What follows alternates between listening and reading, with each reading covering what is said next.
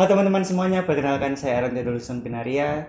Saya dari Fakultas Ilmu Komunikasi Universitas Katolik Widya Mandala Surabaya. Bersama partner Saya Michael Pamungkas Revianto Putra, saya juga mahasiswa Universitas Katolik Widya Mandala di Fakultas Ilmu Komunikasi.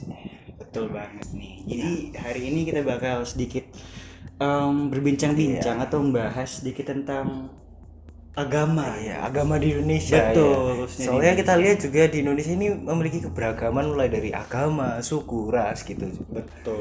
Terus di Indonesia juga agamanya juga ada 7 nih, gitu. Tujuh apa enam? 7 apa 6? Ayo kira-kira Coba coba ya. sebutin. Kristen, Katolik, Islam, Konghucu, Buddha, Buddha, Hindu. Oke, 6 dong. ada 6. Dan juga ada kepercayaan yang lainnya. Itu 6 agama yang disahkan di Disahkan. Indonesia ya. Ya, menurut pemerintahan di Indonesia. Oke, kalau gitu Terus kalau misalnya kita lihat di Indonesia ini kan banyaknya keberagaman. betul. Nah, menurut Aaron di sini nih, keberagaman ini sudah diatasi dengan rasa toleransi belum sih? Apa masih ada rasa-rasa intoleransi yang menyusupi di kehidupan masyarakat Indonesia ini? Waduh, kalau menurut aku sendiri kalau masalah keberagaman Indonesia sih untuk toleransinya mungkin masih 50-50 ya gitu. Yang paling saya notice adalah ketika ada suatu kata-kata yaitu ada mayoritas, Ya, ada minoritas. minoritas. Oke. Jadi kalau untuk masalah toleransi itu kayak 50-50 gitu. Kalau menurut kamu sendiri gimana, Nato? Kalau menurut aku sih karena kalau ini membahas tentang agama ya, bukan tentang suku dan lain-lain. Kalau aku karena aku agama Kristen, terus dulu sempat melihat kejadian-kejadian di mana ada beberapa kejadian dari masyarakat itu ada penolakan terhadap agama Kristen gitu. Kayak mulai dari persulitan izin gereja. Waduh, itu kan pernah terjadi pembahasan yang kasus menjadi yang besar gitu. Terus ada waktu itu pengeboman gereja. Waduh, terus mengatasnamakan suatu agama gitu. Menurut aku sih kalau misalnya dilihat dari fenomena ini, aku menganalisisnya bahwa terkadang itu suatu minoritas itu akan selalu entah itu dihambat ataupun dilakukan hal-hal yang sama minoritas gitu loh, entah itu di Indonesia ataupun di luar negeri. Betul. Di luar negeri pun misalnya kayak di Amerika itu banyak yang mayoritasnya agama Kristen, pasti mayoritas ngepres yang minoritas. Betul. Yang di luar negeri Kristen itu akan melakukan tindakan sesuatu kepada yang Islam contohnya gitu. Pas itu ada waktu itu kan juga ada di Netherlands atau di mana itu yang kayak dia live streaming terus dia nembak-nembak Israel kan atau Palestina? yang Islam itu loh, dia masuk ke masjid terus tiba-tiba ditembak-tembak itu loh dia Palestina ya? Ya aku lupa loh. Itu pernah Tahu, kejadian juga lupa. Pernah dengar sih. di luar negeri kejadiannya itu sempat booming juga seluruh dunia gitu sih. Makanya aku mendasari itu karena ada tindakan dari mayoritas dan minoritas. Betul. Itu Betul banget. Aku setuju banget sama pendapatmu karena balik lagi tuh tadi kalau bahas tentang agama ataupun keberagaman, kalau yang ada namanya mayoritas atau minoritas, yang pastinya tuh minoritas itu selalu ditekan, entah melakukan sesuatu kegiatan apapun, entah itu berkegiatan agama, entah itu melakukan suatu tradisi apapun, pastinya kayak bakal susah banget. Iya. Karena itu tadi ya, dominasi kelompok dari yang lebih besar daripada kelompoknya sendiri gitu sih. Itu kalau membahas tentang agama mayoritas minoritas, sebenarnya mayoritas minoritas ini tidak melulu di agama sih kalau dilihat dari keberagaman di Indonesia gitu. Betul. Terus kalau Aaron sih, kalau aku kan tadi udah melihat dari analisis fenomena. Kalau menurut Aaron ini ada nggak sih pengalaman-pengalaman yang Aaron alami selama Aaron menjalani kehidupan ini, di mana ada kejadian-kejadian yang intoleransi terhadap agama dalam kehidupan Aaron? Gitu ya. Kalau bahas soal pengalaman ya, waduh ini agak kurang enak sebenarnya, tapi ini menurut pengalamanku sendiri ya. Apakah kita boleh sebut agamanya? Oke, itu kan cuma beberapa tokoh yang mencemari gitu, bukan jadikan seluruh agama seperti itu. Oke, jadi sebenarnya maksudnya pengalaman saya kayak sedikit menganalisis kalau misalnya nih ada negara agama atau agama sebelah tetangga itu melakukan entah itu pengajian, entah itu ibadah gitu yang di jalan-jalan gitu, itu kayak kita tuh kayak aku sebagai orang yang berbeda agama, maksudnya kayak waduh ada yang ibadah nih, entah itu saya putar balik atau saya lewat tapi saya turun, gitu. Namun sebaliknya gitu, di saat mungkin saya sedang beribadah gitu dalam gereja, terus tiba-tiba entah itu siapapun, nggak tahu siapa orangnya dan agamanya apa, kalau lewat gitu ya ke tempat saya gitu kan, saya juga kebetulan gerejanya di perkampungan gitu ya, kalau lewat lagi ibadah mereka tuh yang naik motor kayak ngerti gak sih, jadi kayak tidak ada rasa toleransi dan menghormati betul, gitu. kayak aku tuh kalau kalian semua beribadah aku bakal sampai turun lah atau cari motor jalan lain, mereka harus sampai kayak motor tuh yang rem gitu. Tapi mungkin itu bukan agama yang salah, mungkin oknum dari suatu agama gitu ya. Tidak ada rasa saling menghormati, saling toleransi sesama gitu sih. Terus bukan cuma motor juga tuh, ada juga waktu itu orang entah jualan, entah orang sampah kayak teriak-teriak bakso ting ting ting atau sama terus kayak diteriakin kalau nggak rombeng, rombeng kan, okay. rombeng maksudnya itu tuh tahu gitu loh, saya khususnya lagi beribadah dan itu ada lampu-lampu, harusnya mereka tahu lah, tapi ya balik lagi ini bukan agamanya yang melakukan tapi oknum-oknumnya. Betul gitu sih. Kalau menurut Michael sendiri ada nggak pengalaman yang seperti itu? Kalau aku pengalamannya banyak sih, karena aku kan pernah dulu sempat sekolah di negeri. Itu kan pasti juga ada mayoritas minoritas. Betul. Itu kerasa banget dimana tuh mayoritas kita tahu sendiri lah bahwa sekolah negeri di Indonesia ini mayoritasnya muslim. Betul. Dan minoritasnya ada yang Kristen, ada yang Katolik, Hindu, Buddha. Sempet dulu aku SMP itu ada yang temanku yang Hindu. Jadi kan setiap di Islam itu ada satu ibadah yang wajib, yaitu Jumatan. Betul. Bagi para lelaki, muslim yang lelaki gitu. Di sekolahku dulu negeri itu diwajibkan untuk sholat Jumat setiap Jumat. Pasti betul dong. Nah, itu kita sebenarnya memang difasilitasi sama pihak sekolah, difasilitasi ruangan untuk kita kumpul untuk sesama agama Kristen Katolik itu beribadah. Cuman memang menurutku emang ada, tapi kan yang Hindu ini gimana? Memang bukan waktunya Hindu ini beribadahnya dari Jumat, tetapi pada akhirnya terus ada banyak celutukan dari siswa teman-temanku yang sekolah situ yang beragama Muslim itu tuh, ngapain sih beribadah? Alah, join lah sekalian kita Jumatan, ayo gitu loh. Dicelutukin gitu. Persis banget. Terus habis itu misalnya ngejak, sholat Jumat gitu, ayo bareng gitu. Aku akhirnya gimana cara aku menanggapi itu, akhirnya aku membuat guyonan lelucon.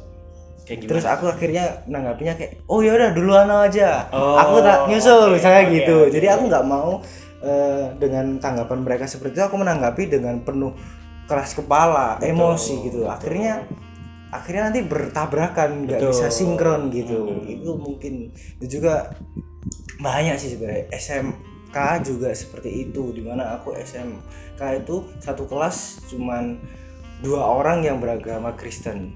Seperti itu juga banyak yang malah lebih fanatik kayak bener kayak menjelek-menjelekan, kayak bilang kenapa sih Kristen Yesus itu disalibkan, betul. Sampai seperti itu. Sampai suatu ketika pernah berdebat, ya mungkin ini bukan intoleransi sih, lebih tepatnya berdebat yang gimana, cuman kan akhir-akhirnya mereka tidak mau menghargai dengan pilihan saya, dengan pilihan agama yang saya anut. Itu sih sebenarnya, dia sampai mengilok-ilok, terus sampai mengajak, udahlah daripada kamu ngikutin yang itu nggak benar, itu gini. Terus habis itu udahlah join lah, sampai aku pernah diajak sholat bener-bener sampai ditarik di depan terus mau ikut wudhu terus sholat gitu. Menurutku itu nggak perlu sampai seperti itu gitu. Harus ada rasa hormat dan saling menghargai akan pilihan masing-masing gitu sih. Terus habis itu kalau misalnya di gereja itu juga banyak, kayak misalnya saat kita latihan untuk ibadah hari minggunya. Betul. Itu banyak orang yang kayak komplain Kenapa tuh? entah itu keramaian atau suara bising atau apa gitu. Padahal kan gimana ya, yang salah satunya itu Islam gitu kan. Kalau misalnya ada mau sholat itu kan juga ada toa masjid yang menyebarkan azan. Nah itu kan juga istilahnya kalau misalnya dibilang mengganggu sampai kita masuk ke rumah-rumah orang gitu kan istilahnya mengganggu dong. Itu kita dari zaman dulu aja udah fine aja. Iya. Dan kita juga bergereja itu kan juga ada surat izin dan lain-lain. Betul. Dan kita latihan pun juga bukan pakai sound gereja yang digedein sampai gimana, cuman kan kita buat latihan untuk mempersiapkan hari minggunya, dan kita pun beribadah cuman satu minggu sekali. Itu jadi ini sebenarnya aku juga keresahan akan fenomena yang ada, gimana kayak fenomena sosial yang seharusnya bukan salah sih, yang kita anggap itu benar. Kayak ya itu tadi salah satunya yang azan sampai toa itu sampai masuk ke rumah. Kalau misalnya dibilang ganggu orang tidur kan juga ganggu orang tidur. Kan jam-jam siang hari kan juga jam-jam orang tidur gitu. Betul. Itu sih bro, sebenarnya banyak tentang keresahan yang aku rasain di Indonesia ini terutama. Cuman menurutku karena lebih mayoritas Islam dan Kristen, makanya itu saling bergesekan. Betul. Kemungkinan kalau Indonesia itu antara Kristen dan Islam. Mungkin kalau misalnya di agama-agama yang lain, Hindu, Buddha, karena memang saya bukan agama tersebut, mungkin aku nggak ngerasakan adanya itu karena nggak kurang informasi yang aku dapat gitu sih. Kalau Heran sih gimana sih menanggapi hal-hal seperti tadi itu gimana? Betul banget sih tadi. Ya balik lagi, itulah mayoritas dan minoritas ya. Di agama saya sendiri, saya juga pernah ngomong gitu. Kenapa sih gini-gini? Kalau kita gini-gini nggak boleh, sedangkan mereka boleh. Itu balik lagi. Ya saya diajarkan ya itulah mayoritas minoritas. Ya tinggal kita bagaimana menyikapinya aja. Balik lagi itu. Ya toleransi aja gitu. Ya kamu harus tahu kalau kita minoritas, jadinya ya emang agak sulit gitu ya untuk tinggal di suatu negara yang mayoritasnya bukan dari agama kita gitu. Jadi dari agama saya sendiri ya memang diajarkan ya sudah gitu, ya udah hargai saja gitu. Balik lagi untuk saling toleransi lah satu sama lain begitu. Karena balik lagi yang kita tekankan adalah bukan agamanya yang salah, melainkan oknum-oknumnya. Iya, betul banget gitu sih. Menurut kamu sendiri apa sih faktor-faktor yang membuat kayak seperti fenomena-fenomena seperti itu terjadi itu gimana sih? Kalau menurut aku dari fenomena-fenomena kasus yang besar di Indonesia ya, kalau misalnya kayak tentang pengeboman, kan sempat ada pengeboman di gereja gitu. Kalau menurut aku sih itu kesalahpahaman yang pola pikir mereka terhadap agamanya. Betul. Dia menyalahartikan agama itu manusia itu untuk agama. Betul. Jadi dia melakukan semua hal yang menurut dia benar untuk agamanya. Dia akan menghalalkan segala-galanya. Benar banget sih itu sih. Itu juga pas saat aku dengar fenomena kasus itu, aku jujur kayak aku ngerasa sebagai minoritas kok tega banget sih, pasti ada dong rasa seperti itu. Betul. Terus aku mikir kenapa kok hal itu bisa sampai terjadi. Ternyata memang ada pengajaran di agama tersebut itu menjelaskan tentang kayak istilahnya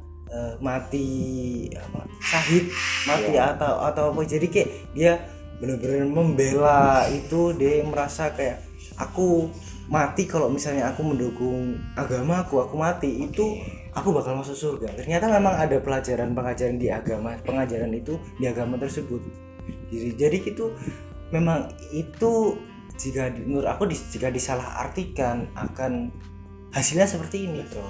Kejadian-kejadian kayak di mana pengeboman, terus habis itu ada penembakan di Polres itu, ada padahal itu akhirnya ketahuan itu hanya airsoft gun. Betul. Itu kan sebenarnya juga bisa terdoktrin dari para penguasa, bukan penguasa sih, pemuka agama.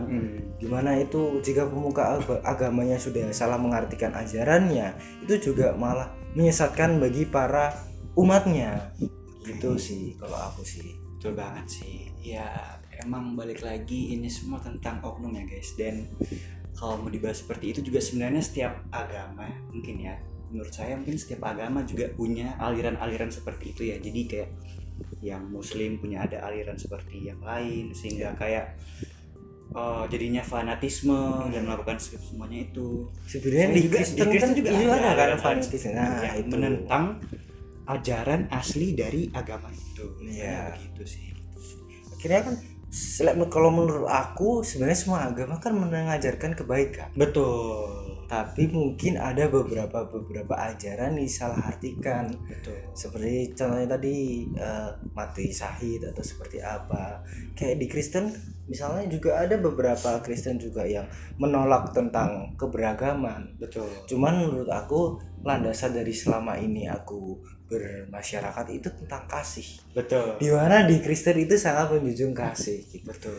Tapi juga aku juga sadar di agama lain juga mengajarkan itu. Cuman Betul. mungkin cara pengemasannya pun berbeda. Betul. Gitu sih. Jadi menurut aku setiap agama juga pasti mengajarkan suatu kebaikan. Cuman oknum-oknumnya saja yang menyalahartikan gitu. Betul sih. Aku setuju banget dengan kata-katamu bahwa pasti agama itu mengajarkan semuanya tentang kebaikan, cuma bagaimana cara mengemas. Gitu sih. Jadi menurut kamu apa sih solusi bagi anak muda, apalagi buat kita untuk bisa menanggapi atau kayak mencegah hal-hal seperti itu terjadi di masa depannya gitu? Kalau aku sih pertama kembali lagi ke diri sendiri dulu. Betul. Kita harus melihat sesuai dengan kita, benar nggak sih kalau misalnya kita sudah memilih untuk beragama, memilih satu agama yang kita anut, itu kita benar-benar harus mendalami itu dan mengerti. Dan juga kita harus menerima beberapa informasi dari beberapa sumber, bukan satu informasi tapi dari satu sumber. Betul. Akhirnya itu jika satu sumber itu salah atau melenceng, bisa berbahaya. Iya, dan itu kita akan menganggap sumber itu paling benar. Nah itu menurut aku salah karena akhirnya akan menjurus kepada suatu teori, bukan teori sih, kayak misalnya berujung pada terorisme dan lain-lain karena menganggap dirinya paling benar, ajarannya paling benar. Ini ke fanatisme gitu tadi. Itu gitu sih kalau misalnya aku. Pertama ya tadi mendalami ajaran kita. Jadi kita sebagai anak muda mendalami dulu ajaran kita, terus harus kalau saatnya kita selesai mendalami itu, kita kan pasti mendalami suatu agama kan tidak ada selesainya kan. Betul. Nah kita coba untuk mendalami informasi dari agama lain, kenapa kok agama ini terbentuk, gimana prosesnya gitu-gitu. Akhirnya kita juga tahu kenapa kok orang juga memilih agama yang lain itu. Betul. Ya itu atau karena keturunan atau karena memang pilihannya atau memang ajarannya gimana itu harus kita mengetahui sebagai informasi tambahan, karena itu juga agar kita melihat berbagai point of view dari agama kita sendiri, dari agama orang lain. Jadi kita bisa mengevaluasi beberapa tindakan-tindakan dalam kehidupan kita gitu sih. Kalau dari aku sendiri sih ya itu tadi, ini setuju beberapa pendapat kamu bahwa kembali lagi semuanya dari faktor internal kita, bagaimana kita menyikapi, dan apabila kita beragama ya lakukan sesuai apa yang diajarkan mana yang benar, dan tidak terluput dari, jangan lepas dari satu point view aja, tapi marilah kita juga punya sikap terbuka gitu, biar kita bisa tahu yang pastinya gitu, nggak akhirnya asal pikir sesuatu akhirnya terjadi kesalahpahaman gitu. Dan yang paling penting juga satu landasan, yaitu jangan jadikan manusia untuk agama, tapi agamalah untuk manusia. Jadi agama sebagai patokan kita untuk menjalani kehidupan. Betul. Gitu sih. Iya sih, sebenarnya kalau masalah ini kayaknya cukup sampai di sini Iya, aja sih. kalau dibahas terus lama Betul. nggak selesai jujur Makin aja. lama tuh makin danger kalau Iya. bahas-bahas hal seperti ini. Apalagi kayak semakin mendalam kasus-kasusnya. Betul Aduh, banget. itu Ini bisa sampai 1 jam. lebih mungkin 1 hari nggak selesai tuh. Oke deh. Oke. Baik, kalau gitu semuanya terima kasih telah menonton video kami. Saya Aaron Pinaria bersama partner saya. Saya Michael Pamungkas Servianto Putra. Kami pamit undur diri. Sekian, terima kasih. Dadah. Bye.